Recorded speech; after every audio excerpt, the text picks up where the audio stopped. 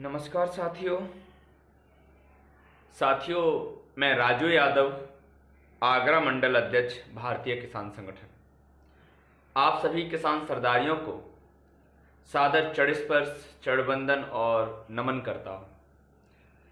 साथियों, आज मैं बहुत व्यथित हूं और मेरी परेशानी का मुख्य कारण है हमारे देश के किसानों को सही समय पर चिकित्सा व्यवस्था सुनिश्चित ना हो पाना। साथियों, आज किसान के बच्चे, देश के किसान के बच्चे शिक्षा लेने में बहुत आगे हैं, बहुत अच्छे ढंग से शिक्षा लेते हैं और शिक्षा लेने के बाद उन्हें रोजगार नहीं मिल पाता। मैं देश के किसानों के बच्चों को अध्यापन कार्य भी करवाता हूं, उन्हें पढ़ाता भी हूं। मैंने अपने किसान भाइयों के बच्चों को देखा है कि मेरे किसान भाइयों के बच्चे सरकारी स्कूल में पढ़ते हैं और सरकारी स्कूल के जो हमारे प्यारे प्यारे बच्चे हैं, उनके अंदर क्षमताएं बहुत हैं, बहुत सारी क्षमताएं हैं, लेकिन फिर भी 12वीं पास करने के बाद ना ही वे आईआईटी निकाल पा रहे हैं और ना ही वे नीट निकाल पा रहे हैं। इसका एक बहुत बड़ा रीजन है कि मेरे जितने भी साथी, मेरे जितने भी अध्यापक भाई जो सरकारी हैं, उनका पूरे मन से बच्चों का अध्ययन कार्य न करवाना।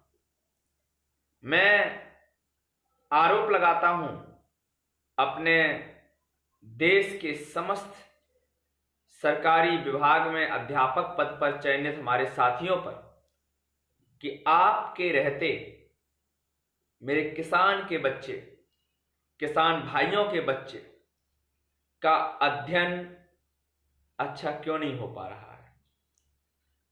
मैंने जनपद मैनपुरी के ही बहुत सारे सरकारी विद्यालयों के बच्चों को देखा है, पढ़ाया है।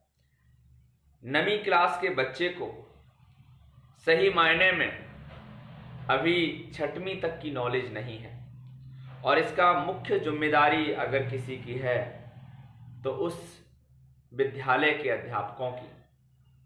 मेरे देश के किसान के मेहनत के पैसों से, खून पसीने की कमाई के पैसों से जो टैक्स कलेक्शन होता है, उससे आप लोगों की सैलरी बनती है और बदले में आप मेरे देश को अपंग बनाने का काम कर रहे हो, बेरोजगार बनाने का काम कर रहे हो। मैं जिन भी स्टूडेंट से बात करता हूं, ज्यादातर मेरे प्यारे विद्यार्थी होशियार होते हुए भी वीक हैं, क्योंकि आजकल एक ट्रेंड चला हुआ है। अध्यापन कार्य बदलने का नाम नहीं ले रहे हैं ये अध्यापकगण। आपको क्या करना है, आपको उस पार्टिकुलर स्टूडेंट्स को गहराई से नॉलेज देनी है। मान लिया आप विज्ञान विषय के अध्यापक हैं, तो कोशिका के बारे में आपको बहुत अच्छे स्तर पे समझाना है। सरकार के द्वारा बताया गया कि आप प्रैक्टिकल कराइए, वो भी आपको कराने हैं। बदले में आप ये सब ना करवा के आपका क्या चल रहा है, आप गाइडों में टिक लगा रहे हैं। मेरे देश के किसान के बच्चों के साथ इस तरह का अन्याय भारतीय किसान संगठन बर्दाश्त नहीं करेगा। इसका जवाब मुंह तोड़ दिया जाएगा। मेरे किसानों के बच्चों को अच्छी शिक्षा सुनिश्चित कराइए, नहीं तो आप एक बात सुनिश्चित कर लीजिए कि आपको, आपकी आत्मा को कहीं भी शांति नहीं मिलेगी।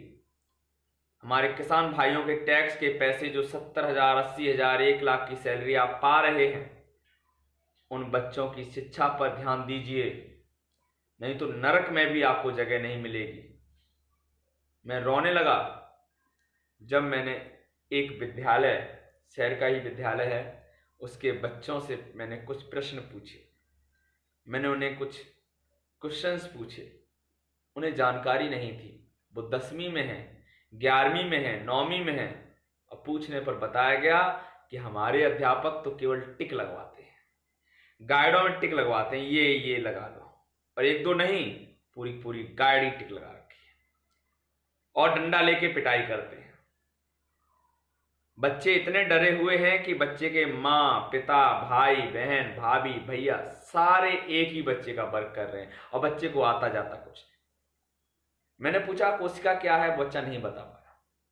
उसके बदले में जब मैंने पूछा कि सर ने पढ़ाया, कि हाँ सर पढ़ाया है, क्या पढ़ाया, टिक लगवाए।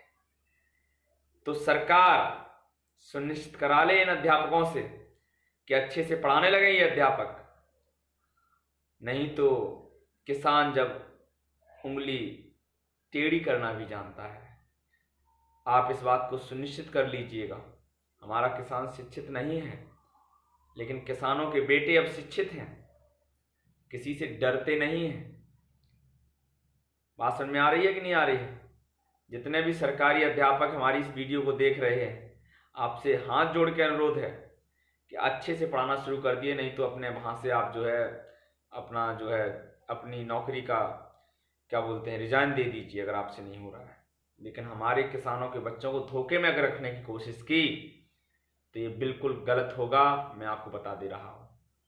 मेरे किसान भाइयों के बच्चों को अच्छी शिक्षा दीजिए, गहराई से जरूरत है हमारे किसान भाइयों को। आज हमारी माताएं बहनें रात के 2 बजे, रात के 2:30 बजे, रात के 3 बजे जब उन्हें प्रसव पीड़ा होती है, जब उन्हें बीमारी होती है, जब वो बीमार होते हैं, तो जितने भी ये CSC और PSC है ना, ये सब बंद हो जाते हैं।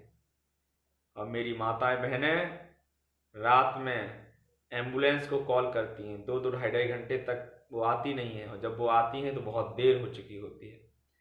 जच्चा बच्चा और मेरी माँ, जितनी भी माँ बहनें हैं, उन सबको, बहुत सारे लोग तो अपना जीवन गंवा चुके होते हैं।